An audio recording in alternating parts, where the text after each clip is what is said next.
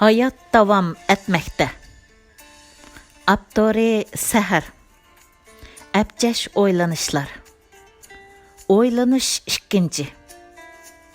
Kanada London şəhərlik Uyğur cəmiyyətinin bayanatı.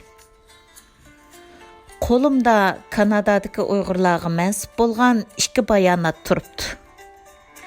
Bu 2 bayanatqa qarab, chet ellardagi Uyğur cəmiyyətinin küçü qanchalik degan savol ustida o'ylanmoqdaman. Birinchi bayonot uzundan buyon Uyğur cəmiyyətini rahatsiz qilib, ijtimoiy taratqularda qavavatqan, uni buni tishlavatqan bir odamiy hayvonga berilgan xalqning g'azabi. Bayonotdan keyin xuddi at ep qaçqan bir harbining chulviri tutulingandek, haddini bilmay qaynab tashqinlavatqan bir xatarlik qozonning tuği yepilgandek. İjtimoiy muhitimiz xeyli jimjitlikqa cho'mdi. Yana-chu Kanada Sharq Turkiston jamiyati, Kanada Uyg'ur masjidi, Toronto ana til maktabi qatorliq bu 3 tashkilot birlashma bayonot e'lon qilishning oldi keynida nimalarga shohid bo'ldik va ko'rdik. Bu birlashma bayonotga munosabatli shaxs Kanada qonun organlarining bir taraf qilishiga topshirilganligi uchun bu haqda ko'p to'xtalmayman. Agar bir Uyg'urmi sudga berilamdi degichilar bo'lsa, bir Uyg'urni bo'lsimi odam qilish uchun tirishchanlik ko'rsatayotganligimizni bildirib qo'ymoqchiman. Har bir davrda shu davrning mardonlari, adolatparvarlari, vijdon egillari shu davrning sifatiga ta'sir ko'rsatib, razilliklarga qarshi turib, shu davrni paydo qilib va saqlab, qo'g'dab, qurib kelganidek, yomg'irdan keyin lo'mildab chiqqan sazongdek tomosha ko'rdigan maydansizlari, o'rmonliqlarga o'zi o't qo'yib etib, yana o'zi o'tni o'chirgan bo'lib oladigan saxt qahramonlari, chechining uchidan tortib topinigacha, hatto yuragining har bir so'qishigacha Uyg'ur jamoati bilan yemirilib ketgan. Uyg'ur jamoatini bir butun jamoat qilish uchun necha oyog'ining chami teshilib ketgan sarxillarimizni, xuddi madaniyat zo'r inqilobida eng so'yimli kishilarimizni har xil qalpoqlar bilan dumbalash maydoniga so'rab chiqmoqchi bo'lgan Xongveybinglardek, Uyg'ur jamoatidan apu so'ratmoqchi bo'lgan chet ellardagi Xongveybinglarmi yo'q bo'lmadi. Peqir sahar gay cho'qqanlari, gay isyonlari, gay so'yishlari, gahi g'azab nafrati, gay kulishlari, gahi hurra degan shuarlari, gay qalamlari bilan ana shu jamoatning dal qalbi va yuragidir. Ey Allah! Yer yuzida tunji qalam tavratgan İdris alayhissalomdan miros bu qalamni chin va to'g'ri tavratishga nasib qil. Demakki, bu bayonot e'lon qilinishining oldi keynida yuqoridagilarga shohid bo'ldik. Shu munosabat bilan men ijtimoiy taratqularimiz va to'plarimizni bulg'aydigan razillarni, o'zining va oilasining qanchalik darajada til haqoratga qilishidan qat'iy nazar, yoqsidan qamalligancha xuddi uchivatgan aeroplanning darisidan yerga tashlavatgandek tashlavatlaydigan vijdon egallarimizni bu bayonotga imzo qo'yish orqali Uyg'ur jamoatining kuchining qanchalik ekanligini ko'rsatgan. Kanada Şarkı Türkistan Cemiyetini, Kanada Uyghur Mescidini, Toronto Uyghur Ana Til Mektebi'ni haqqaniyat ve adaletning sarxillari deb muayyanlashtiraman. Shundaq. Kanadada sarxil Uyg'urlar bor. Texi Kanadaga oyoq basmayla til o'tkili, turmush o'tkili degan qiyinchiliklarni bir chetga qayirib qo'yib. $100 tashlab, oxirida Allahni ta'sirlantirib, Toronto Uyg'ur masjidi, ya'ni Uyg'ur uyini $300,000 yaqin naqd pul bilan setib olgan. Uyg'ur jamoatining bir yerga jam bo'lishi va Uyg'ur ana tili maktabining qurilishiga asos solgan.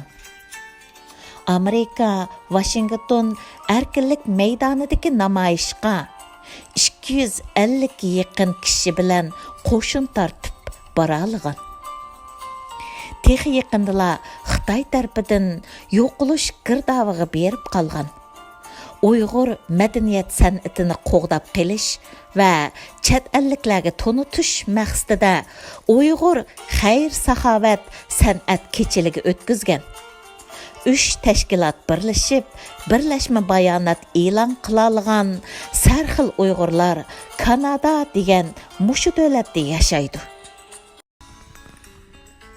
Qo'limda turgan yana bir bayonot Kanadaning Toronto shahridan 2 soat yiroqlikdagi London shahrida yashaydigan Uyg'ur qarindoshlarimiz qurgan London Uyg'ur jamiyatining namoyishga qatnashmagan Uyg'urlarni vijdon sortiga tortish, to'g'risi yetim qoldirish haqidagi bayonot.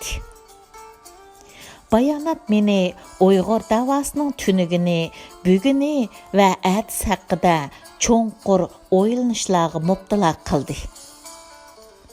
Xitoy zulmi 2017-yili jazo lagerlarining qurilishi bilan paydo bo'ldimi? Undaq emas. 1949-yili Xitoy vatanimiz Sharqi Turkistonni besib olgandan keyin o'ngchi yerlik millatchi, chetga bog'langan unsur, Bay Pomshik, Vahakaza degan nurg'unlagan nomlar bilan shundaqla madaniyat zo'r inqilobi jarayonida nurg'unlagan bilim ahlilarimizni, boylarimizni yo'q qildi. Bu bir tarixga Xolida Isroilning Oltin Kash nomli romani guvoh bo'la oladi. 1990-yili Baran inqilobida Atish shahridagi butun xalqning, hatto Bo'shikdagi bovoqningmi Xitoy uchun o'q tutish nishoni qilinganligi 1997-yili G'uljida yuz bergan 5-fevral G'ulji inqilobida mushu davrga vakillik qiladigan bir davr yoshlarning turmalarga tashlash, o'lim jazosi berish, ig'ir qiyin qistoq sababidan o'lib ketish, ruhiy kasal bo'lib qilish qatorliq yo'llar bilan yo'q qilinganligi. 5-iyul Urumchi voqeasida yana nimalarning bo'lganligi hammamizga ayon haqiqat. Demak, Xitoy zulmi Xitoy qurgan jazo lagerlaridan burunmi ig'ir darajada mavjud edi. Ammo 2017-yildan e'tiboran Xitoy zulmining doirasi hassilab kengayib, manfaatlarimizga bevosita taqishib qoldi. London shaharlik Uyg'ur jamiyati e'lon qilgan namoyishga qatnashmaganlarni qanday bir taraf qilish haqidagi bayonoti bizga Xitoy zulmiga qarshi namoyishlarimizning tunugini, buguni va atis haqida o'ylanishga, tafakkur qilishga, shundaqla tunugunga bir qur ko'z yugurtishga boshlab bordi. Namoyishlarimizning tunugini, buguni va atisini nihoyatda ro'shan ifodalab beradigan qisqa ssenariyalarga ehtiyojimiz bor. Tunugunning ssenariyasi. Birinchi parda Xitoy konsulxonasining oldi. Qish Әтияз və yaz пәсілдікі 3 namoyish. Namoyishchilar soni 20-dan 30gacha. Shuvarlar ojiz, bayroqlar shalang. Ikkinchi parda Torontodagi ma'lum ma'raka zali. Dünya Uyg'ur qurultayining rahbarlari Torontodagi Uyg'ur jamoati bilan yuz ko'rishmoqda. Maxsus ehtiyot qiladiganlarning o'ltirmasligi uchun bir ustal tayyorlandi. Bu ustal va sahnadan boshqa joylar rasmga tortilmaydiganligi e'lon qilindi. Hayajonlangan kishilar bu ustaldagi Dünya Uyg'ur qurultayining rahbarlarining yenidan o'rin oldi. Siyosiy panoligini qabul qildirish halakchiligida yurayotganlarning hayajonliq rasmga tushishlari, yalt qilgan chiroq nurlari kechini bir oldi. Әтісі осмы кетіп, қаш қалды. Telefonlar әнсіз жырыңлап тұрады. Xitayga qarşı meydani eniq bolğanlar pingfan qılınıvatdı. Xuddi basketbol oyunida top qo'ldan qo'lga elinib garaq tashlangandek, Xitayga qarşı meydani eniq bolğan inqilabçılar gargı tashlanıvatdı. Tas qaldı ular haqida yetim qaldıraylı, bizning vatanga normal berib kelishimizni ta'sirga uchratdi. Rasmlarimizni Erkin Asiya radiosining to'r betida e'lon qildi degan bayonot chiqadiganqa. 3-parda. Og'zidan inshaalloh va mashallohni tushirmaydiganlar Uyg'ur masjidida xabar ishlashimizni chekladi. Siyosiy faoliyatlarning bo'lmasligi, rasmlarga tortilmasligi ko'p ta'kidlandi. Xitoy bilan maydoni aniq ayrilgan inqilobchilar chetga qiqilishga boshladi. 4-parda. Uyg'ur so'rini. Xitoyga berib keladigan, barisi keladigan yo'lga manganlarning xo'shalliqlari. Xitoyning maqtashlari, barisi kelmaydigan yo'lga manganlarni ahmoqlar deydigan masxirlik qarashlar. Bugunning ssenariyasi 1-parda Tünögünning ssenariyasidagi 4 pardada rolga chiqqanlarning hammasi bilan Xitoy konsulxonasi oldida uchrashib qoldik. Ularning ovozlari bizning ovozimizdan kuchli. Bayroqlari bizning bayroqlarimizdan egizda lapildamoqda edi. Allohning hammamizni o'xshash bir nuqtaga akilib, shuarlarimizni, bayroqlarimizni o'xshash qilib bergani uchun so'yindik. Ular dedi, Xitoy zulmi ig'irlashdi. Biz dedik, Xitoy zulmining salmiqi 70 yildan buyon o'xshash edi. Bugun zulmning doirasi kengaydi va jonijon shekar manfaatlarimizga berib taqishib qoldi. Ilova. Bugunning ssenariyasi yezilib, dal mush yerga kelganda Nuh alayhissalomning mundaq bir qissasi xiyolimdan kechdi. Nuh alayhissalom to'pam balasi bo'ladiganligi, buning uchun o'zining Allah'ның əmri bilan bir cho'ng kemi yasab, hamma jonliqlardan bir jupdan o'rnak elib, kemiga selib, bu yerdan ayrildiganligini aytganda, kishilar uni masxir qilib kulishdi. Zanglik qilishdi. Chetga qoqdi. Hatto Nuh alayhissalom yasagan kemining ichini nijosat bilan to'ldirib atgan edi. Nuh alayhissalom Allahqa arz etib yig'ladi. Ey Allohim, men xalqimga o'zimni tushuntirib berolmayapman. To'pam balasidan g'aflatda bo'lmaslik haqida aytgan vazlarimni anglolmayapman deb. Allah aytdiki, uningga sen ishingni davomlashtiraver. Sana masxir ko'zi bilan qaraganlarni sen bilan o'xshash nuqtaga akilaman. Aradan uzun o'tmay yurtda bir saqaymas kasal paydo bo'ldi.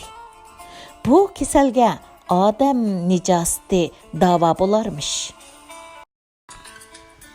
Shundan e'tiboran odamlar qistalg'inicha kelib, kemidagi eng oxirgi nijosatlarni choyqab ichivatdi. Ikkinchi parda. Tunugunning va bugunning ssenariysiga qatnashganlar birlashib, bu ssenariyada rol olmaganlarni yetim qoldirish haqida bayonot chiqardi. Atining ssenariysi qanday yoziladi bilmayman. Jazo lagerlar taqilib, Urumchining yo'li qo'g'illiqning yo'li bo'lib qoladigan ahvol yuz berganda, Tunugun va bugunning ssenariyasida rol olganlar o'z rollarimizga qaytib kelamdiq, kelmamdiq. Bunisi qarang'u. Atining ssenariyasini yaxshi yozish uchun vatan millat manfaati, shaxsiy va oilaviy manfaat, shundaqla namoyishning tarjimalini yaxshi o'qib chiqishimizga to'g'ri keladi. Albatta, atiga qaror berish uchun cho'jini kuzda sanashga to'g'ri keladi.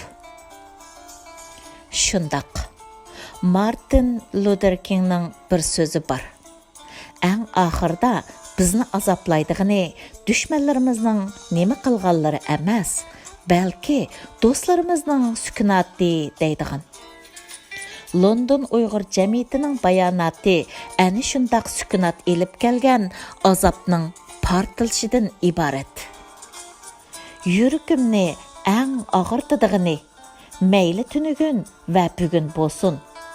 Haq, nohaq masalasida sukut qilishning jinoyat ekanligini bilmayotgan Xitoy jazo lagerlarining o'lim lagerlar ekanligini his qilmayotgan, namoyish maydonlarimizda biz ko'rolmayotgan kishilarimizning, Uyg'ur ziyolilari va boy savdogarlarning bo'lishi, inson hayotining qimmati erishgan diplomlari bilan emas, balki to'lagan badallari bilan qimmatlik. Bu so'zni men burun yozgan maqolalarimda ko'p ishlatgan. Islom dinida haroq harom. Nima uchun haroq harom qilindi? Buni sharhlashga kuchim yetmaydi. Ammo haroqning qisqa mezgillik bo'lsa-mu, aqlning ishlashini kontrol qilib oldiganligi uchun harom bo'lsa kerak deb o'ylayman. Shundaq bo'lganligi uchun aqlsizlik harom. Qo'rsoq ko'pkining azobini ko'p tortgan birisi bo'lish supatim bilan London Uyg'ur jamiyatidagi qarindoshlarimning jasoratiga ofirin o'qimay tura olmayman. Har nima desanglar haqliqsizlar. Ammo dunyodagi har qanday kuchli bayonotdanmi kuchli bir narsa bor. U bo'lsa-mu haqqoniyatchilarning o'tkir ko'zlari. Nazarlarimizning to'y-to'kin, dala-tam faoliyatlarimizning ishkini, haq-nohaq masalasida sukut qilish yo'lini tanlaganlarga, namoyishdan qo'rqadigan bu bicharlarga burunqidanmi kang ichiv deyli. Bizning tikilgan o'tkir ko'zlarimizning ularni bayonotdami bakrak azoblaydiganligiga vijdonim komil. Har narsadan mo'yin bo'lgani butun zehnimiz va energiyamizni jazo lagerlar masalasiga qartish turgan yerda. Shundaqla cho'jini kuzda sanash turgan yerda pagalardagi ishlarga zehnimizni chachmaslik aqlonlikning bir belgisi deb qarayman. Vatan sevgisi imondan deydi Muhammad payg'ambarimiz. Shundaq hayot davom etmoqda. Namoyishga chiqqanmi, chiqmaganmi, jazo lageridagi Uyg'ur uchunmi, Xitoy turmalarga tashlangan millatining umid shomi bo'lish yo'lini tanlaganlargami? balam nədə deb g'oyib bo'lgan o'g'ilni izlayotgan jangovar anlag'imo hayot davom etmoqda. Ziyoli demak bir millatning umid nuri. Oldin ko'rarlari millatining beshiga kelayotgan ig'ir qismatlarni oldin sezguchilar degandan iborat. Agar bir ziyoli kitobiy bilimlarni bilib, millatining beshiga kelayotgan xatarlarni bilolmagan, sezolmagan, haq nohaq masalalarda sukutni tanlagan bo'lsa, Uyg'ur jamiyati ziyolilik ta'birini qayta o'zgartirishga to'g'ri keladi. Aslida qo'rqishning kelib chiqish manbasi bilimsizlikdan deb qaraladi. Ammo Uyg'ur jamiyatida eng qo'rqayotgan kishilar bilimlik ziyolilar bo'layotdi. Bu albatta hamma ziyoli qartilgan gap emas. Tugidi. 2019 yil 6 avgust